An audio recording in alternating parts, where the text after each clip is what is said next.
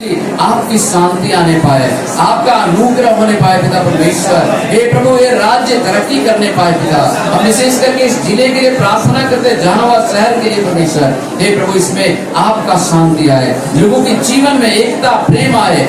जहानाबाद कनौदी में अवस्थित good news प्रार्थना सभा में गुड फ्राइडे के मौके पर प्रभु यीशु के व्यक्तित्व एवं कृतित्व की चर्चा की गई। काफी संख्या में महिला पुरुष भक्तों ने भाग लिया। मुख्य वक्ता कमलेश कुमार ने प्रभु यीशु के जीवन से जुड़े कई गंभीर बात बताई व सुख शांति और समृद्धि के लिए प्रार्थना की गई।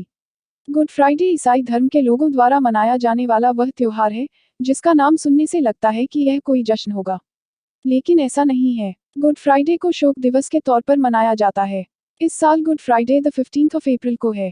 कहते हैं जब यहूदी शासकों ने ईसा मसीह को तमाम शारीरिक और मानसिक यातनाएं देने के बाद जब सूली पर चढ़ाया था तो उस दिन शुक्रवार था। चूंकि ईसा मसीह ने मानव जाति के लिए हंसते हंसते अपना जीवन कुर्बान कर दिया, इसलिए इस शुक्रवार को ईसाई धर्म के लोग गुड फ्राइडे के रूप में मनाते हैं। इस दिन को ये लोग कुर्बानी दिवस के रूप में मनाते हैं। ये थे ईसा मसीह के आखिरी शब्द। सूली पर लटकाने से पहले कांटों का ताज तक पहना दिया तो भी उनके मुख से सभी के लिए सिर्फ क्षमा और कल्याण के संदेश ही निकले। यह उनके क्षमा की शक्ति की अद्भुत मिसाल मानी गई।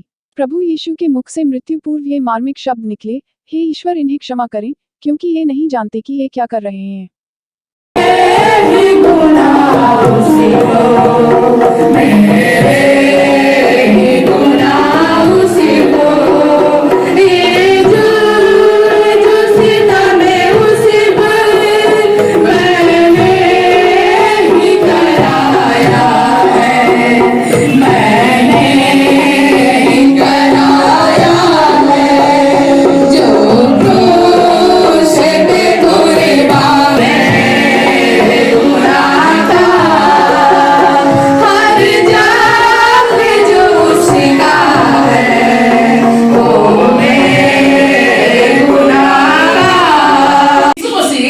जो इस दुनिया में आए वो अपने लिए नहीं जिया। उनकी जन्म अलौकिक था, उनकी जीवन शैली अलौकिक था। इस दुनिया में यीशु मसीह ने दूसरों के लिए जिया, दबे कुचले लोगों के लिए, जो पाप में पड़े हुए थे उनके लिए जिया, जो समाज से बहिष्कृत कर दिए गए थे, जो छूत और अछूत के भेदभाव में जी रहे थे। बाइबल बताती है कि परमेश्वर ने अपने पुत्र यीशु को इस दुनिया में मानव जाति के पापों के लिए मरने के लिए भेजा। इसलिए हम थोड़े देर पहले गा रहे थे, यीशु ने हमारे पाप को, श्राप को अपने देह पे लिए हुए क्रूस के ऊपर चढ़ गया। और वो यीशु को उस समय के राजा जो पिलातुस थे, पिलातुस ने कहा कि मैं इस मनुष्य में कोई दोष नहीं पाता हूं, ये निर्दोष है, ये क्रूस के मृत्यु के दंड की योग्य नहीं है।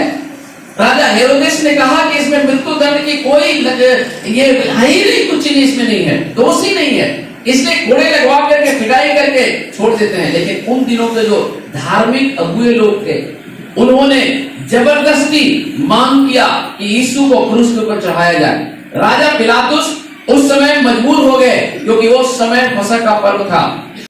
मृत्यु दिवस को हम लोग मना रहे हैं और उसके उपलक्ष्य में प्रार्थना सभा का आयोजन किया गया है। तो जहानाबाद और आसपास के सभी गांवों से विभिन्न जाति और समुदाय के लोग इस प्रार्थना सभा में आकर के यीशु मसीह की जो 7 वाणी थी जो क्रूस के ऊपर उन्होंने कहा था, उन 7 वाणियों को हम लोग बोलते हैं और उन 7 वाणियों के अनुसार चलने के लिए हम लोग कोशिश करते हैं। जैसा यीशु मसीह ने कहा अपने सताने वाले को, जिन लोगों ने यीशु मसीह को क्रूस के ऊपर चढ़ाया था, उन्होंने कहा था कि हे पिता, इन्हें क्षमा कर क्योंकि ये नहीं जानते कि ये क्या कर रहे हैं। तो इस प्रकार से यीशु मसीह ने ये भी कहा था कि हे पिता, मैं अपनी आत्मा आपके हाथ में सौंपता हूँ, और इस प्रकार से उन्होंने अपने प्राण को दे दिए थे। तो बाइबल बताती है कि यीशु मसीह का इस दुनिया में जो आने का मूल उद्देश्य था वो मानव जाति के उसके पापों से छुटकारा देने के लिए प्रभु यीशु मसीह क्रूस के ऊपर चढ़ाए गए।